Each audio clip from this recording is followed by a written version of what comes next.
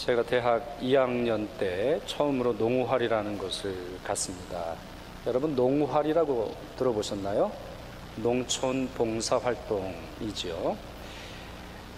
지금 기억해보면 충주에서 산골로 한참 더 들어간 마을인데, 동네 마을 이름은 잘 기억이 나지 않는데, 담배를 많이 키운 게 기억이 나고, 또 축사가 기억이 참 많이 나고 그렇습니다.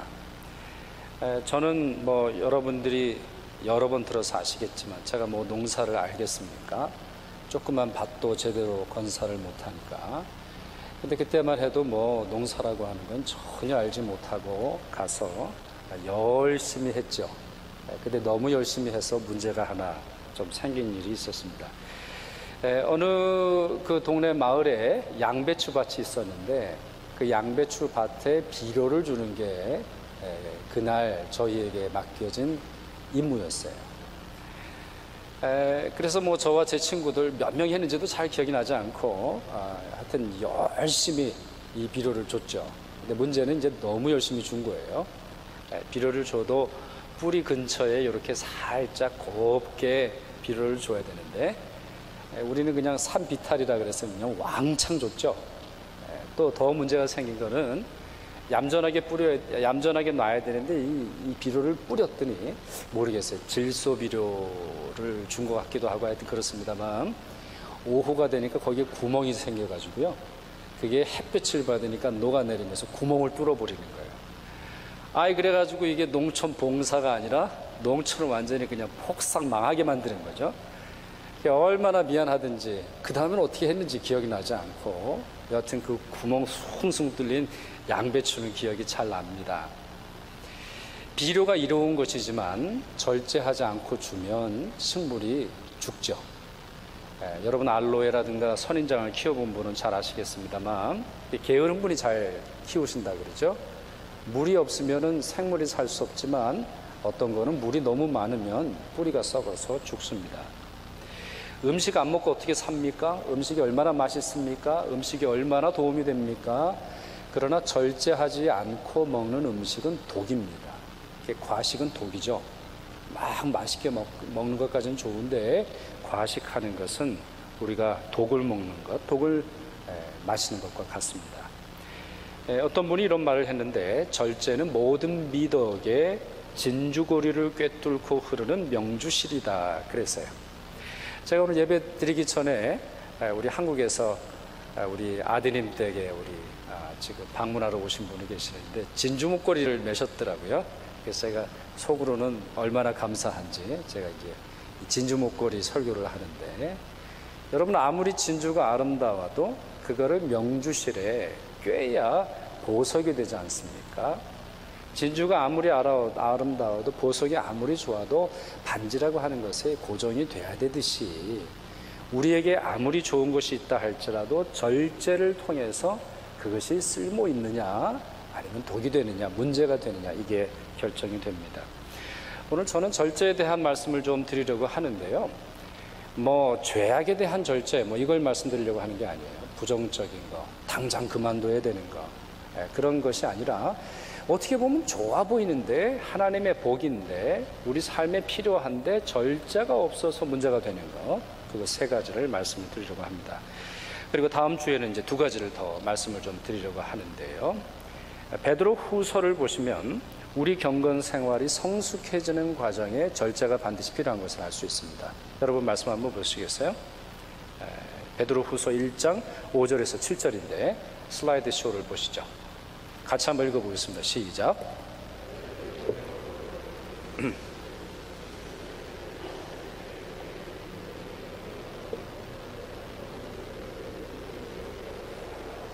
아멘. 자, 이 문장 구조를 여러분이 보시면 동사는 하나입니다. 더하는 겁니다. 한꺼번에 다 더하는 게 아니라 원문 그대로 읽어보면 이렇게 되는 겁니다. 너희 믿음에 덕을 더하라. 자, 믿음이 있나요? 예수 믿는 믿음이 생겼습니까? 그러면 그걸로 끝나는 게 아니에요. 덕이 있는 삶을 살아야 돼요. 덕은 virtue라는 말인데, 우리가 흔히 하는 말로 이제 윤리적 경건함을 말하는 거고요. 덕에 지식을 더해야 돼요. 덕이 있다고 끝나는 게 아닙니다. 지식이 있어야 됩니다. 지식도 올바른 지식이 있어야 돼요. 어린 시절에 우리가 아무리 믿음이 있고 또 덕을 쌓는다 할지라도 지식으로 이게 잘 다져져야 됩니다. 그럼 그걸로 끝나나요? 뭘 더 해야 됩니까? 절제를 더 해야 됩니다. 아는 걸로 끝나는 게 아니에요. 내가 많은 것을 알았다 끝나는 것이 아니라 거기에 절제와 인내와 형제 우애와 사랑에까지 나아가야 됩니다. 근데 그 사이에 뭐가 있죠? 절제라는 것이 있어요. 절제라고 하는 거. 이 절제가 그 앞에 있는 것들은 내가 내 안에 자꾸 쌓아드리는 겁니다. 내가 믿음을 쌓아드리죠. 덕을 쌓아드립니다. 지식을 쌓아드립니다. 근데 절제 다음에 이제 다 흘러가는 겁니다. 형제 우애 사랑. 결국엔 하나님이 나를 복 주시는 그 중요한 영적 흐름의 중간 지역에 이 절제라는 것이 있습니다. 오늘 제가 이 절제에 대한 세 가지를 말씀드리려고 하는데, 첫째는 말이고, 둘째는 그러니까 말 타는 게 아니라 이제 우리 하는 말을 얘기하는 거고, 둘째는 음식입니다. 셋째는 돈입니다. 넷째는 골프를 말씀드리려고 하다가, 저는 뭐 1년에 골프 한 번 치니까, 우리 남성교회 골프대회 한 번 치니까 제가 뭘 얘기를 하겠습니까? 근데 저는 뭐 골프를 잘 못 칩니다. 1년에, 평생 이제 3번을 쳐봤는데, 참 절제가 힘들다라고 하는 거는 골프가 가르쳐 주는 것 같아요. 이렇게 치려고 할 때 절제하자. 그러면서 내려오는 순간 절제를 안 하고 또 이 골프채를 올리는 순간 절제했어야지 하는 것이 이 골프 운동인 것 같습니다. 자, 세 가지를 말씀드리려고 하는데, 자, 첫째, 말입니다. 말. 여러분, 언어 생활 절제가 잘 되십니까? 여러분, 말 절제 잘 하고 계십니까? 그러니까 나쁜 말은 당연히 그만둬야 되지만 좋은 말에 이르기까지 절제를 잘 해야 합니다. 야고보서에 이런 말씀이 있습니다. 누구든지 스스로 경건하다 생각하며 자기 혀를 재갈 물리지 아니하고 자기 마음을 속이면 이 사람의 경건은 헛것이라. 여러분, 경건에는 말에 대한 이 재갈 물리는 게 있어야 됩니다. 여러분, 재갈 아시죠? 제가 말은 잘 탑니다. 제가 몽골에서 말을 배웠고 또 멕시코에서 말을 탔기 때문에 안장 없이도 어느 정도는 탑니다. 말 탈 때 중요한 원칙은 재갈을 놓치지 않습니다. 말을 그냥 이 말 고삐를 그냥 놔두면은 말이 그 풀을 뜯어먹다가 막 흔들기도 하고 지멋대로 움직입니다. 쉴 때도 재갈을 잡습니다. 마찬가지로 신앙이 좋은 분들이 놓치는 것 중에 하나가 이 말에 대한 그 조심하는, 말을 절제하는 그런 모습이라고 볼 수가 있습니다. 이 야고보서 1장 26절을 보면 이 자기 혀를 재가 물리지 않는 사람은 경건하지 못한 사람이고 자기 마음을 속이는 사람은 역시 그와 같다, 이렇게 말합니다. 자, 재갈을 먹이지 않는 사람은 속이는 사람이다, 거짓말하는 사람이다, 그렇게 말하고 있어요. 이것은 무엇을 의미하냐면 자기 안에는 믿음에 대한 확신이 없으면서 자기 안에는 경건에 대한 내용이 없으면서 말로만 립서비스 하는 거 하나님이 그렇게 기쁘게 받지 않으신다라고 하는 거예요. 한마디로 말하면 말만 번들어한 거죠. 하나님 앞에서나 사람 앞에서 말로서 자기의 경건함을 나타내려고 하는 것은 헛수고하는 것이다, 그렇게 말하고 있지요. 자, 이런 문제를 극복하기 위한 방법이 있습니다. 여러 방법이 있는데 그 중에 가장 중요한 것이 말을 적게 하는 겁니다. 말을 적게 하는 거. 제가 오늘 설교를 좀 짧게 해야 되는데 이 설교의 내용만큼이나 짧게 해야 되는데 이게 참 쉽지 않아요. 잠언 10장 19절을 보면 이런 말씀이 있습니다. 말이 많으며 허물을 면키 어려우나 그 입술을 제어하는 자는 지혜가 있느니라. 말을 좀 줄이라는 거예요. 야고보서에 이런 말씀이 있는데요. 사람마다 듣기는 속히 하고 말하기는 더디하며 성내기도 더디하라. 자, 뭘 빨리 하고 뭘 늦게 해요? 말하기는 더디하고 듣는 것은 속히 해야 돼요. 듣는 것은, 여기서 듣는 것은 정보를 수집하는 것이 아닙니다. 생각하는 시간을 주고 또 다른 사람의 말을 통해서 내 자신의 문제를 찾는 과정을 말하는 것인데, 자, 듣기는 속히 하고 말하기는 더디하라. 여러분, 믿음이 어디서 나오죠? 믿음이 말에서 나옵니까? 그런 구절 보신 적 있어요? 믿음은 어디서 나옵니까? 듣는 데서 오는 거예요. 하나님의 말씀을 듣는 데서 오는 것이지 말을 통해서 되는 것이 아니에요. 여러분, 기도가 언제 늑증이 있든가요? 여러분의 기도가 아주 파워풀해지고 아주 강력한 힘으로 나타날 때가 어느 때예요? 말할 때이든가요? 아니에요. 하나님의 음성을 들을 때예요. 말하는 것도 하나님의 음성을 들었기에 말하는 것이고 하나님의 음성을 듣고자 말하는 거예요. 이걸 우리 놓치면 안 돼요. 그래서 가끔 우리가 실수할 때가 있어요. 기도가 어느 날은 너무 잘 돼요. 기도가 청산유수처럼 졸잘졸잘 흘러요. 그러면 얼마나 우리 마음속이 기쁩니까? 솔직히. 여러분 그래 보신 적은 없으세요? 그날따라 말도 안 틀리고 어찌나 구구절절이 기도가 잘 되든지, 여러분 그게 속으면 안 돼요. 우리는 듣는 데 믿음이 성장하는 것이지 말로 되는 것이 아니에요. 사람마다 듣기는 속히 하고 말하기는 더디해야 돼요. 성내기는 것도 더디해야 돼요. 여러분, 하나님이 우리를 만드실 때 입은 하나, 귀는 몇 개를 주셨죠? 귀는 2개, 엄마의 귀는 또 4개라 그러죠. 그래서 애들이 하는 말 아주 잘 알아듣는다 그러고, 아빠의 귀는 그 중에 하나는 또 막혔다 그래서 요즘에 한국에서는 또 문제가 많더라고요. 그래서 아무리 말해도 안 듣는다 그래서 또 그 말씀을 하시는데, 여하튼 뭐 귀가 몇 개가 됐든지 이미 우리가 만들어진 어떤 그런 모습을 봐도 더 많이 듣도록 되어 있어요. 또 오늘 본문에 보시면, 이 말씀 보시면 흥미로운 사실이 나오는데, 사람마다 듣기는 속히 하고 말하기는 더디하며 성내기도 더디하라, 이렇게 말하고 있네요. 그러니까 이건 이걸 가르치는 겁니다. 화날 때는 말을 더 조심하라는 겁니다. 분노가 일어날 때는 어떤 결정을 내릴 때 조심하셔야 돼요. 화가 일어나고 마음속에서 솟구쳐 오르는 분노가 있을 때는 정말 말을 조심해야 돼요. 그때 하는 말은 말이 아니라 때로는 비수가 되기도 하고 남의 상처를 주는 그런 말이 될 수도 있기 때문입니다. 이건 성경에 많이 나오는데요. 잠언 22장 보시면 노를 품는 자와 사귀지 말라, 그렇게 말했어요. 여러분, 우리 아이들이 좋은 친구랑 사귀면 참 좋겠죠? 그 중에 좋은 친구와 좋지 못한 친구를 구분할 때 자주 분노하는 아이는 좋은 게 아니에요. 뭐 분노하는 것은 어쩔 수 없다고 쳐요. 분노의 말을 써붙는 아이는 그렇게 좋은 것이 아니에요. 또 마태복음 5장 21절에 보시면 산상수훈에서 첫 번째 계명이 나옵니다. 우리가 지켜야 할. 처음에는 팔복이 나오고 두 번째는 빛과 소금에 대한 비유가 나와서 우리의 착한 행실로 모든 사람으로 하나님 여호와를 영화롭게 하라 말하고 나서 첫 번째 계명이 나와요. 구체적인 그 커미트먼트가 나오는데 그게 뭐냐? 분노예요. 분노. 그 이유는 뭘까요? 우리가 분노 때문에 망하기 때문이에요.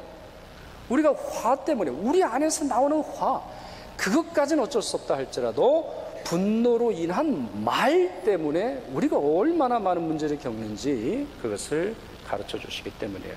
에베소서 4장, 분을 내어도 죄를 짓지 말며 해가 지도록 분을 품지 말고 마귀로 틈을 타지 못하게 하라, 이런 말씀이 있어요. 자, 분노를 조절하는 그런 어떤 구체적인 말씀인데, 분을 내도 뭘 하지 말아요? 분을 내도, 화는 내도 죄는 짓지 말아야 돼요. 분을 내도 죄까지 가면 안 돼요. 분을 내도 마귀가 틈을 타지 못하게 해야 돼요. 그 방법 중에 하나가 뭐냐면 해가 질 때는 분을 다 풀어야 돼요. 분을 풀어야 돼요. 그러니까 여러분 어쩌다가 부부싸움 그냥 가끔 하실 때가 있죠. 20년에 한 번, 30년에 한 번. 그래서 부부싸움을 어떻게 해야 될지 잘 잊어버리셨을 텐데, 부부싸움의 제일 원칙 중에 하나가 이겁니다. 화가 나도 침실에서는 풀어야 돼요. 말씀이 그렇게 되어 있잖아요. 분을 내도 해가 질 때는 풀어야 된다니까요. 누구에게 원망이 있어도, 누구에게 아픔이 있어도 해가 지면서 풀어버려야 돼요. 풀어버려야 돼요. 그래야 경건의 능력이 우리를 지켜주는 것입니다. 이 분노라고 하는 것, 때로는 의로운 분노도 있겠습니다만 우리가 경험하는 대다수는 자기 의에 기준하는, 자기 의에 아니면 자기의 감정에 기준하는 그런 분노일 수 있기 때문에 우리가 이런 상태에는 말을 더 조심해야 돼요. 지혜에 대한 책, 잠언에는 말에 대한 교훈이 아주 많이 나오죠. 여러분이 잠언을 꾸준히 읽으시면 좋겠는데 제가 짧게 한번 정리를 해드릴까요? 4장 24절에 남 속이는 말과 남 해치는 소리는 입에 담지도 말아라 되어 있어요. 10장 11절에 착한 사람의 입은 생명의 샘이고 나쁜 사람의 입은 독을 머금는데요. 누가 이거 가지고 조사를 했다 그러죠, 여러분? 우리 생물학자들이 이런 거 있으면 조사를 하는데, 똑같은 화분을 놔두고 한쪽에는 지나갈 때마다 욕을 하고 한쪽에는 지나갈 때마다 사랑의 말을 하는데, 이 두 가지가 다르다면서요. 누구는 또 물 가지고 했어요. 물 가지고. 여러분 육각수라고 아시죠? 좋은 물. 똑같은 물을 놔뒀는데 한쪽에는 막 저주를 쏟아붓고 한쪽에는 사랑의 말을 쏟아부었더니 이게 분자 구조가 다르다면서요. 제가 직접 안 해봐서 잘 모르겠습니다만 그럴 정도로 말은 위력이 있어요. 그럼 무슨 말을 해야 되겠어요, 우리가? 10장 18절에 거짓말에는 미움이 숨어 있다고 말하고, 12장 18절 함부로 내뱉는 말은 비수가 되지만 슬기로운 혀는 아픔을 치료해요.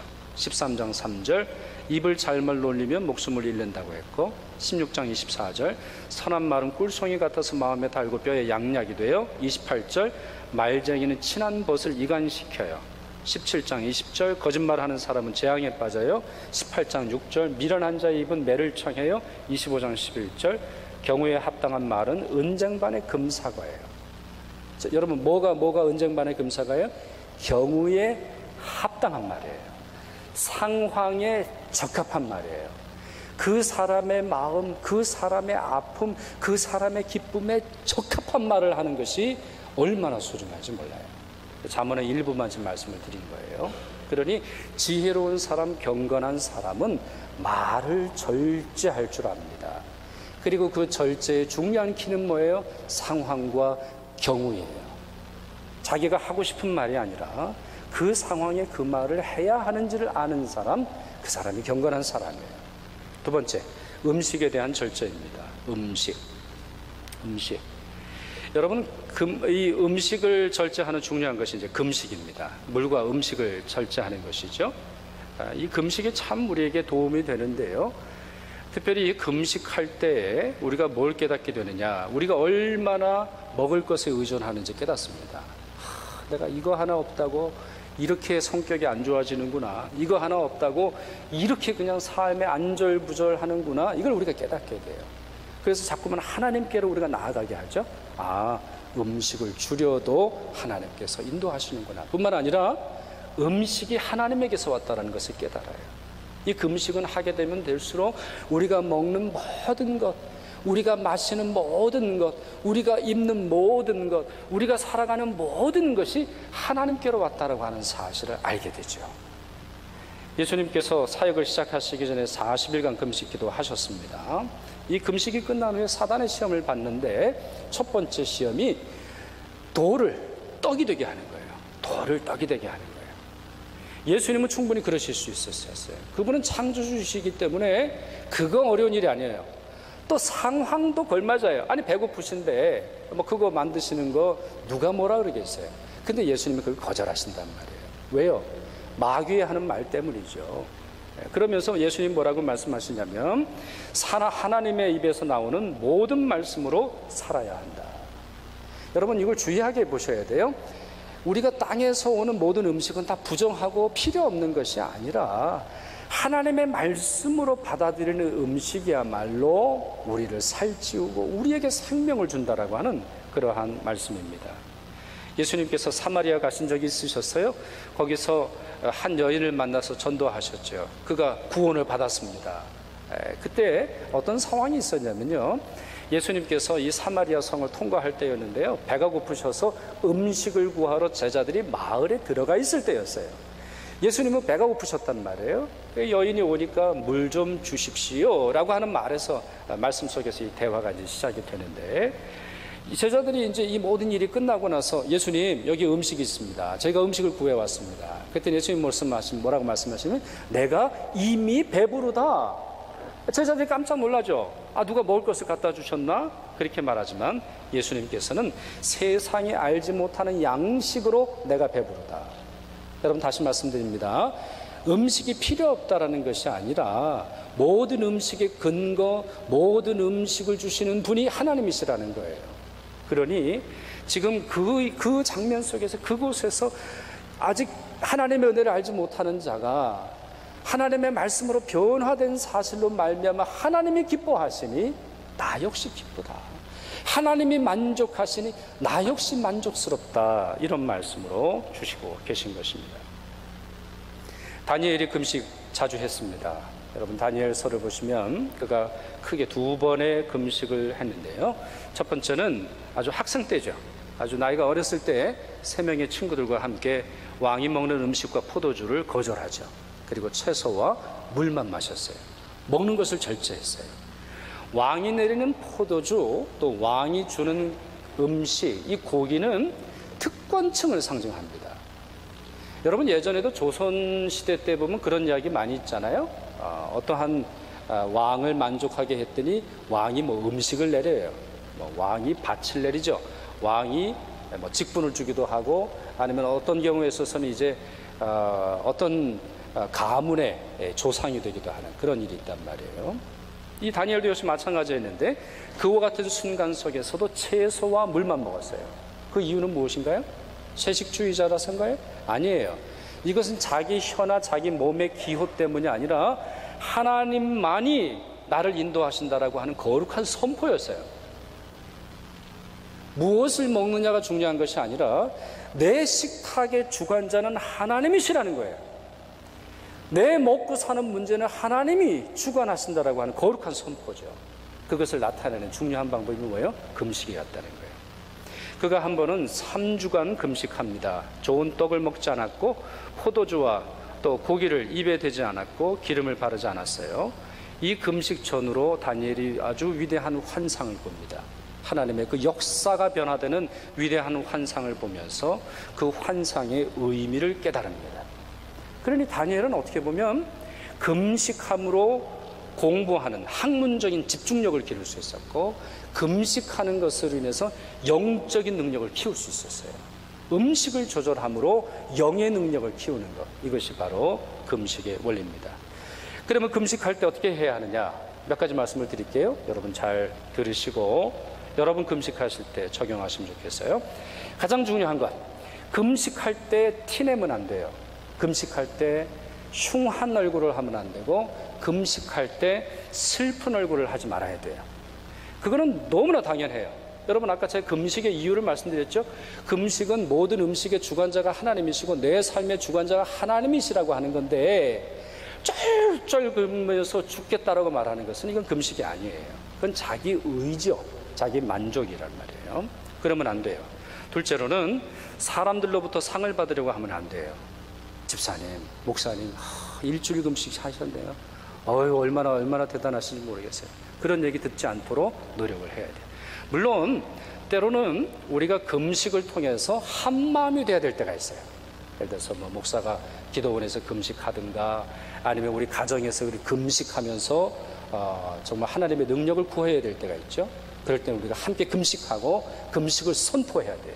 구약 성경에 보면 그렇게 되어 있어요. 어떤 중요한 일을 앞두고 왕과 제사장이 금식을 선포하고 또한 하나님의 능력을 강구했던 것을 볼 수가 있어요. 그럴 때가 아니라면 사람들로부터 상을 받는 것이 아닌 하나님이 인도하시는 것을 사모해야 돼요. 세 번째, 금식할 때는 평화가 있어야 돼요. 금식한 이후에는 나눔이 있어야 됩니다. 이사야 58장 한번 같이 읽어볼까요, 여러분? 이사야 58장에 있는 말씀 같이 한번 읽도록 하겠습니다. 보라, 너희가 금식하면서 논쟁하며 다투며 악한 주먹으로 치는도다. 너희가 오늘 금식하는 것은 너희의 목소리를 상달하게 하려는 것이 아니니라. 내가 기뻐하는 금식은 흉악의 결박을 풀어주며 멍에의 줄을 끌어주며 압제당하는 자를 자유하게 하며 모든 멍에를 꺾는 것이 아니겠느냐.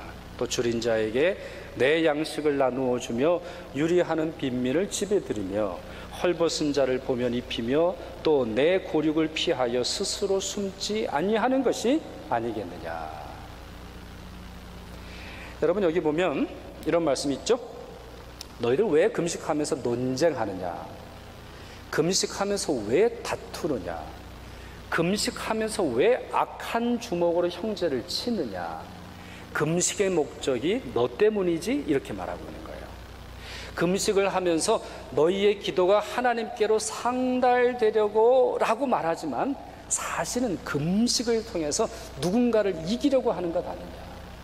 금식함으로 인해서 너희 안에 있는 욕망을 이루고 금식함으로 내가 얼마나 대단한 사람인지 보여줘서 남을 겁내게 하는 것 아니냐, 그런 말씀이에요. 기도가 아니라는 거예요. 뿐만 아니라 금식한 다음에 결과가 뭐라는 겁니까? 흉악의 결박을 풀어줍니다. 약한 자를 강하게 하며 헐벗은 자에게 옷을 마련해주고 힘겨운 자들을 사랑으로 품어주는 것이 아니냐. 여기 보면 너무 흥미로운 말씀이 나오는데요, 헐벗은 자를 보면 입히며 또 내 고륙을 피하여 스스로 숨지 아니하는 것이 아니겠느냐. 여러분, 가난한 사람이 우리 집에 찾아왔단 말이에요. 힘겨운 사람이 찾아왔단 말이에요. 좋은 말로 거부하는 게 뭐가 있을까요? 여러분, 친척이 왔는데 뭐 한국에서 왔다고 해볼까요? 한국에서 와가지고 정말 도움 좀 요청하려고 하는데 그 친척을 부드럽게 내쫓는 방법이 뭐죠? 금식이었다는 거예요. 내가 지금 금식을 하는데요, 식사를 못합니다, 이런다는 거예요. 지금 이스라엘 백성들이. 그러니까 이제 망하는 백성들은 특징이 있는 거예요. 남을 괴롭히는데 금식을 사용하고 밥을 굶으면서 협박하는 거, 이런다는 거예요. 이건 금식이 아니라는 거예요. 오히려 금식은 나 자신을 절제해서 하나님을 높이며 힘겹고 어려운 사람들에게 내 것을 나누어 주기 위해서예요. 돈 절약하기 위해서 금식하는 게 아니라는 거예요.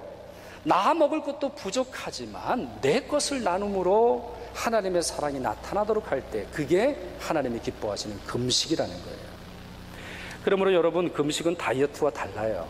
다이어트는 기껏해야 우리 몸에 지방이나 단백질이나 물을 빼지만, 이 금식은 우리의 욕망을 빼고 하나님의 사랑을 채워주는 거예요. 그러니 금식이 얼마나 소중합니까? 음식을 절제하고 마시는 것을 절제하고 우리의 기호식품을 절제하는 것이 얼마나 소중한지 모르겠어요. 세 번째, 소유의 절제가 있어야 돼요. 소유의 절제. 자, 첫 번째 뭘 말씀드렸죠? 말의 절제. 두 번째는 음식의 절제. 오늘부터 이제 반찬이 확 줄어들 것 같습니다. 우리 남자 성도들께 너무 죄송한데, 세 번째는 소유의 절제. 소유의 절제. 여러분, 성경은 부를 하나님의 복으로 말합니다. 여러분 그거 아시죠? 부자라고 해서 다 죄인이라고 보지 않아요. 부자 하나님의 복이고 하나님의 축복입니다. 재물, 건강, 장수, 하나님의 복으로 우리가 누려야 하는 것입니다.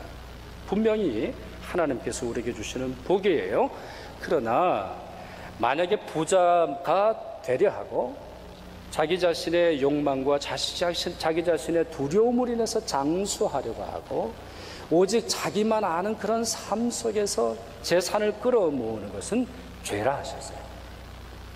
디모데전서 6장 말씀 같이 한번 또 읽어볼까요? 디모데전서 6장 6절에서 10절 같이 읽겠습니다.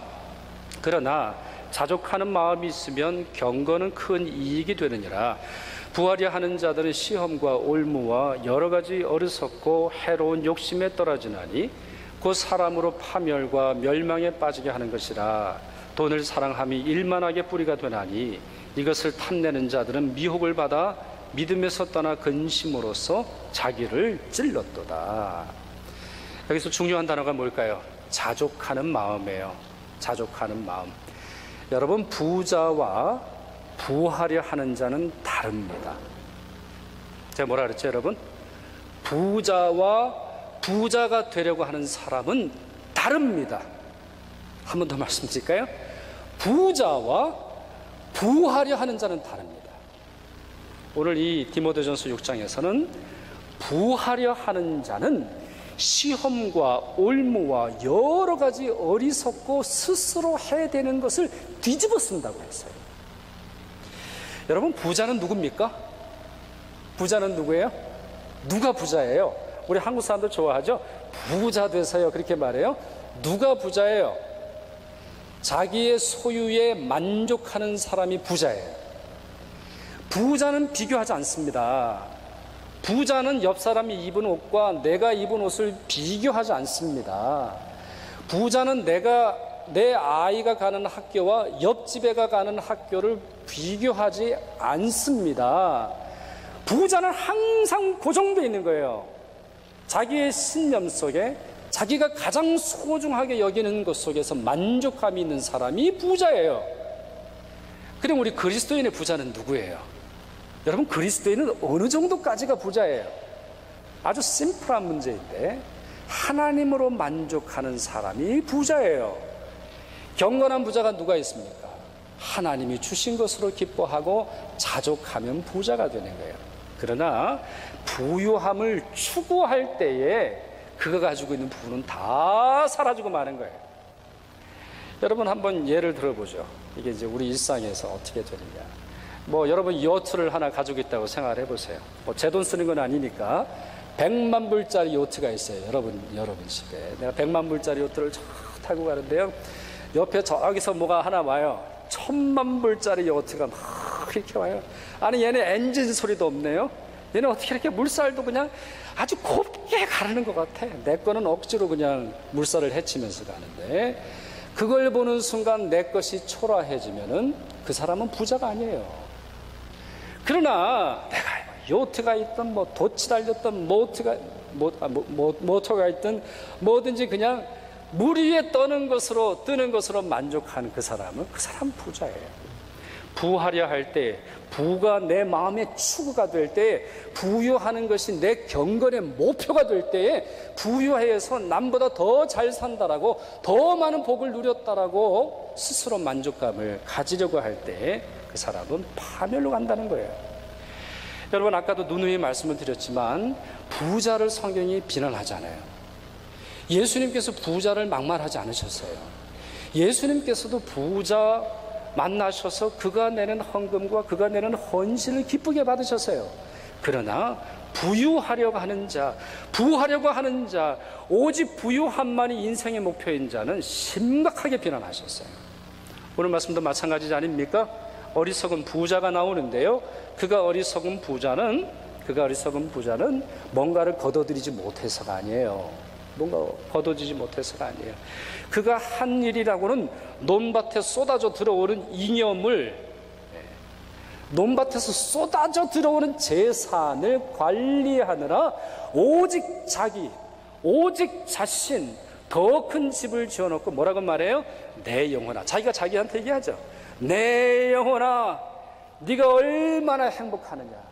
이렇게 많은 재산을 쌓아놓고 살아사니 너는 그곳에서 편하게 먹고 편하게 쉬어라. 어리석은 자라는 거예요. 여기 하나님이 어디 있습니까? 여기 남의 이야기가 어디 있어요? 자기 밭에서 일하는 정말 어려운 사람들의 눈물이 어디 있습니까?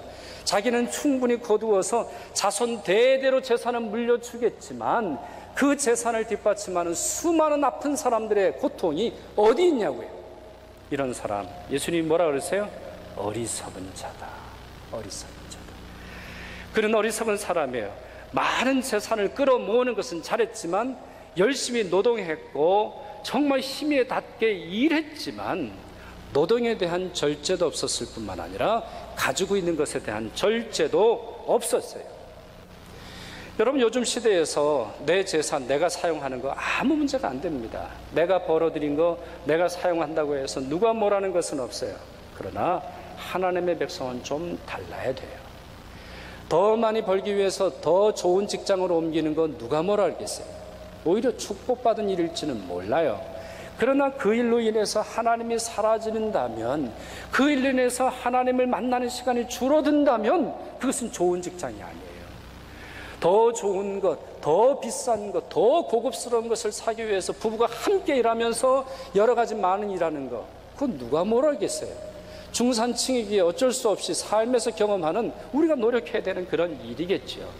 그러나 그것과 함께, 열심히 일하는 것과 함께 하나님을 만나는 수고까지 사라진다면 그것은 아니죠. 또한 우리가 벌어들인 많은 것에 있어서도 마찬가지입니다. 고린도후서 9장 8절 같이 한번 읽도록 하겠습니다. 고린도후서입니다. 죄송합니다. 9장 8절에 이 말씀 같이 한번 읽도록 하겠습니다. 하나님이 능히 모든 은혜를 너희에게 넘치게 하시나니 이는 너희로 모든 일에 항상 모든 것이 넉넉하여 모든 착한 일을 넘치게 하게 하려 하십니다. 아멘. 모든 은혜를 여러분에게 주시는 이유가 뭐예요? 모든 일에 있어서 하나님의 선함을, 하나님의 능력을, 하나님의 축복을 나누어 주라는 거예요. 나누어 주라는 거예요. 여러분, 고인물이 썩는다고 말하죠. 요즘에는 아주 그래서 고인물도 뭘 터번을 돌려가지고 또 그걸 살려내요. 그러니까 자꾸 우리 이 사람들이, 현대인들은 자연의 원리를 까먹어요. 자연의 법칙을 까먹어요. 그게 되는 줄 알아요. 말도 안 되는 이야기죠. 고인물은 썩습니다. 고인물은 썩어요. 정말 하나님의 은혜를 주셨는데 그것을 고인물로 간직하면 썩습니다. 독이 됩니다. 그것을 흘려보내야 됩니다. 일할 때도 절제해야 되는 것이고, 사용할 때도 절제해야 되는 거예요. 외식할 때도 절제해야 되는 거고, 정말 작은 부분에 이르기까지 하나님의 영광과 은혜가 무엇인지 절제할 줄 알아야 돼요. 이건 여러분 개인도 마찬가지지만 교회도 마찬가지입니다. 교회도 스스로 절제할 줄 알아야 돼요. 한 해가 끝나고 나서 우리에게 주신 하나님의 축복을 어디로 사용할지 절제할 줄 알아야 돼요. 저희는 재정이 우리 집사회가 주관하시는 거니까 제가 이래라 저래라 할 수 없는 거지만, 우리도 이제 이 정도 교회가 되면 교회 헌금이 좀 남으면 우리가 어디에 사용할지, 적어도 그 중에 일부는, 그 중에 10분의 1이든 아니면 전부라도 좋아요. 어디 좀 힘든 교회, 건물이 없는 교회 세워주는 거 하면 어떨까요?